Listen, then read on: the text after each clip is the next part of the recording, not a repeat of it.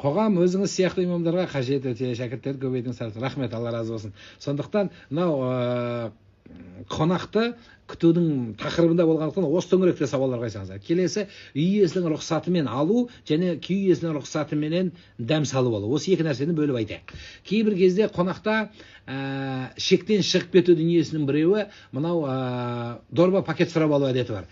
Берші мені сатып алып кетейін, мен балама жегізейін, әйеліме жегізейін, күйеуіме жегізейін деген сынды. Үйдің иесінен рұқсатымен болса, өзі сізге мынау кәдімгі жұлынбалы салфеткалар өзі әкеп береді. Онда алыңыз. Ал етпесе жаңағы былай қарап, оңға қарап, солға қарап, ешкім қарамаса сумкаға салып жібергеніңіз, немесе қалтаға салып жібергеніңіз бұл ұрлық болады. Сондықтан рұқсат үйдің иесінен болу керек. Үйдің иесі өзі сыңай айтады, міне алыңыз дейді. Сонда ғана алуға рұқсат. Енді кейбір кезде алыңыз десе, алыңыз деген осы екенде бәрін сыпырып алып кетпеу керек. Кейбір жерде тарелка қасығыма дейін алып кететіндер бар, ырымдап. Жақсы екен, септір посуда екенін алып кетейінші, ырымдап мен де септерге жетем ғой деп. Бұл дұрыс емес. Бұл нәрсені қойыңыздар. Неге? Өйткені бұл әдепсіздік бар. Бұны көрген бала сізден сол ұрлықты жөн деп есептейді. Әсіресе мына қонақ үйлерге барған кезде ыдыс аяғын, тәпішкейін, оның салафанын, керек десе киім жуатын, вешалкасына дейін іліп қоятын, соның бәрін салып алатындар бар. Бұл әдепсіздік болады, ағайын, ұрлық болады. Олай жасамаңыздар. Бұл бір-біріңізге олай ұрлық болады, бұл тәрбиесіздік болады. Бұдан келген дүниеге сіз байымайсыз. Сондықтан оны рұқсатымен, егер алып кет деген болса, алып кету басқа, жеп ішу басқа дүние екен нақты біліңіздер. Кейбір адам есептейді, енді қазанға түскен қапқа түспейді ғой, енді маған берді ғой, ала берем деген сөзіміз жоқ. Ол сізді жеуге берді, салып алуға берген жоқ. Сізге қонақ болуға берді, пайдалануға берілді. Мүмкін оның ыдысы, құтысының ішіне және құю ықтимал. Сіз оның барлығын алып қолданғаныңыз сәл әдепсіздік болып қалатын шығар. Келесі, сол кішіпейілдіктің ішіндегі бір дүниенің іші, енді бұл жаңағы біз айтқан кішіпейілдік тақырыпта кеңейткеніміз ғой. Қонақ болған кезде бұл кішіпейілдіктің ішіне кіретін дүние сөйлемей отыру емес. Кейбір адамдар мен кішіпейілмін деп қазақ айтпақшы бір тыймаса да әйтеуір ішінде бір бәлесі бар дегендей үндемей отырады. Үндемей бәрін қабағын бейтіп қойып көзін аса деп отырған, бұл жақсы нәрсе емес. Үйдің иесінің көңіліне тиетін, кейбір адам сөйлете алмайсың, біреуді тоқтата алмайсың. Сол мен жаңа тоқтата алмайтындарды айттым да, енді сөйлемейтіндерді айттым. Сол сөйлемеген адам кейде жаңа жақтырмай отқан сияқты болады. Жақтырмай отырғандай. Яғни ұнамағандай, оны үйдің иесі де бір күйбелеңге түседі. Ұнады ма, тәтті ме, алсаңызшы деп отырады. Сондай күйге түсіреді. Одан кейін біз үйдің иесінің көңіліне қарап отырыңыздар, яғни шын мәнінде біз келесі бағдарламада бұны айтамыз, үйдің иесі де алып отыру керек тамақты. Соған қарай мына қонақтың өзі де соған икемделу керек. Егер сәл айтылған сөзі болса, кей кезде болады, жұмысқа баратыны болса, енді мынау қазіргі заманның бір мәселесін айтайын, бір бөлме, немесе бір жарым бөлме, екі бөлмелі үйі барлар, баласы бар, келіні бар, әйелі бар үйлерге кіріп алып, сол үйде тамағын жеп қонақ болғанын қонып кететін ағайындарға айналайын. Біз 21-ші ғасырдамыз. Мәселе пейілде емес. Сен пейілді сонша кең, ол адам үйден өзі шығып кеткісі келеді. Бірақ бұл жердегі мәселе, айналайын қазағым, сіз біреудің үйіне бір бөлмеге кіріп алып, оның әжетханаға кіріп шығуыңыздың өзіңізге қиын.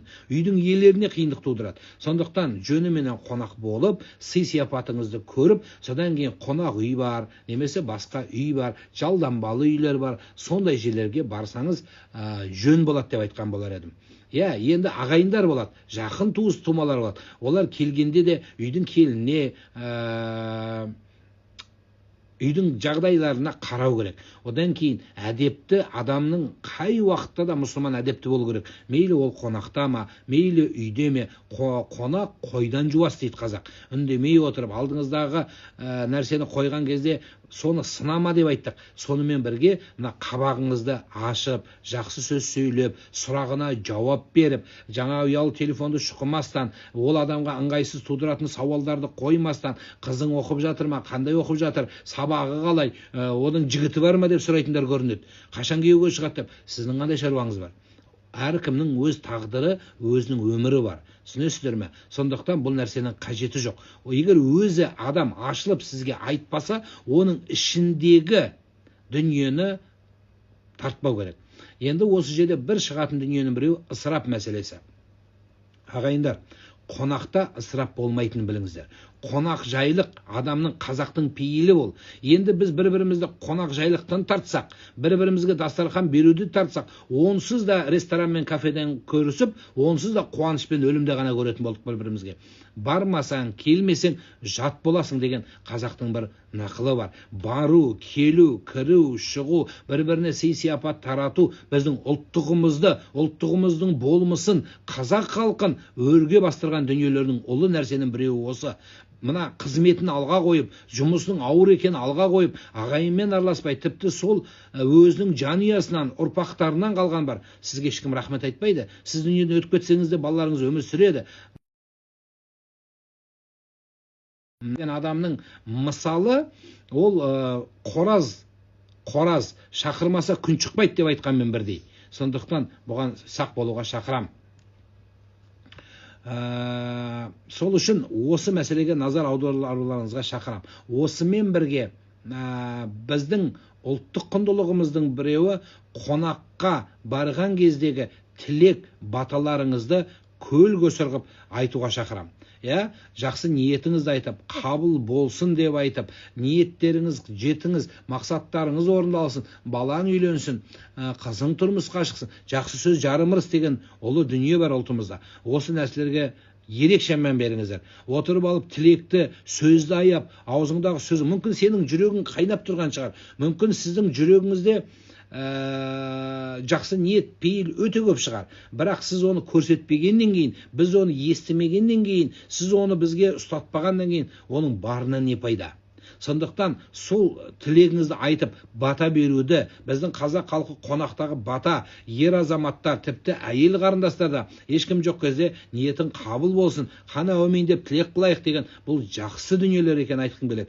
Үндемей отырып, мүмкін сенің тілегіңде барша жүрегіңдеген, біз жүрегіңдеген ашып көре алмаймыз ғой. Көріпкел емеспіз, жүректі көретін қабілет бермеді бізге. Сондықтан қонақтағы ең жақсы дұғаларды беріңіздер. Қонаққа ұнайтын нәрсені айтыңыздар. Содан кейін кейбір үйлердің перзенті болмайды.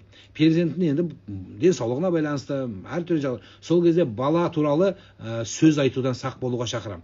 Үйдің иесіне, жүрегіне тиетін, көңіліне тиетін, оның назын қозғайтын, ішіндегі жарасын қозғайтын, зары мен мұңына орналастыратын дүниені сіз сейілтуші болыңыз. Сіз оны одан бетер қоздырып, одан бетер ренжітетін адам болуыңыз жақсы емес. Имам Муслимде келген хадисте осы бата берудің ең жақсы үлгісін айтады. Аллах Тағала сенің ризал нәсібің неңді, дастарханыңды ең жақсылар жесін, ғалымдар жесін, өз елге жаққан, Құдайға жаққандар келсін үйіңе деген мысалы жақсы сөздер бар ғой. Қораң малға тойсын деп қазақ халқы бата береді. Осы нәрселерді кіргізуге шақырам. Одан кейін бір мәселе, мынау біз көңілге қарап сөйлеген кезде, кей кезде тым қатты әсіре мақтау біздің табиғатымызға жақпаған дүние. Мақтаған осы екен деп, кейбір кезде көпшік қоямыз деп, шектен өтіп, табиғаттан өтіп, тіпті мақтауды өтірік қосып, әйтеуір бір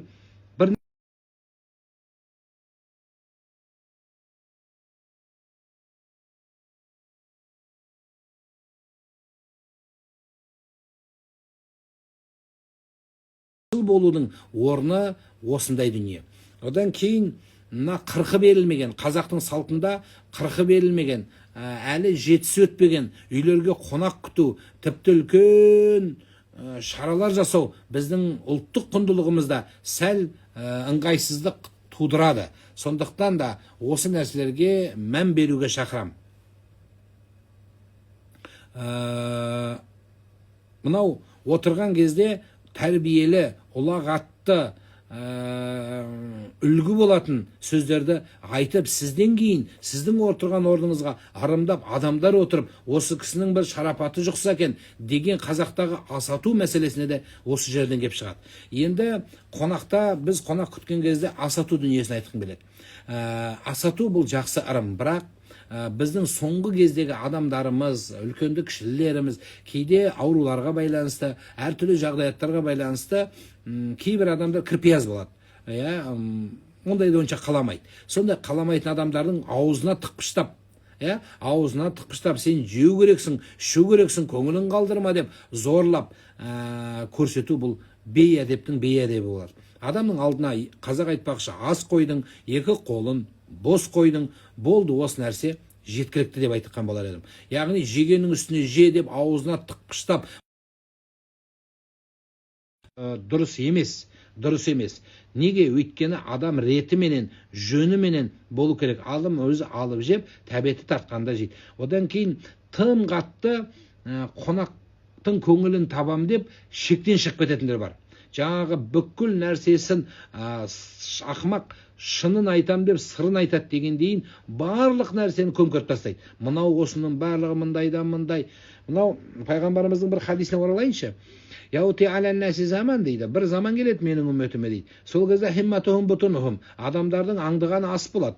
Қараңыздар, міне қазір біз осы төңіректе отырып алып дастарханды мақтап, соғымды мақтап, төртелден, беселі, бәлен жерден түгілен жер. Енді жарайды, айтыпсың сұраған адамға, бәлен жердің жылқысы екен, түгілен жердің ет екенін білдік. Болды, енді оны апарып космосқа дейін апарып көтеріп, өмірде ет көрмегендей, өмірде салат жемегендей, жаңағы бәлен жерде осындай салатымдан мындай, тамағымдан мындай деген тамақ құнды, бірақ адамнан құнды емес, қонақтың көңілінен де құнды емес. Осы нәрсені түсінгейсіздер. Жеген осы екен деп, жаңа зорлап, мынадан да же, мынадан да же деп, адамның көңіліне табу дұрыс емес деп айтқан болар едім.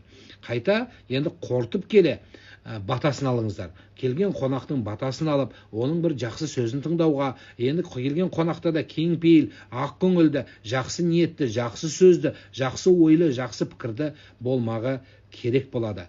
Жалпы қонақ қойдан жуас, қонақ ырызық, қонақ жомарттық, қонақ нәсібе, қонақ береке, қонақ ұзақ өмір, қонақ ырыздықтың жүруі, қарыздан құтылу, қонақ нәсібенің алға басуы, Құдайдан жақсылық келуі. Қонақпен бірге 40 нәсібе келеді, оның біреуін ғана өзі жесе, 39-ы қалып кетеді деген. Сондықтан ардақты ағайын, қонақ болыңыздар, қонақ бола біліңіздер. Үйлеріңізден қонақ үзілмесін. Ниеттер қабыл болсын. Аман болыңыздар, сау болыңыздар. Бізде жақсы қонақ туралы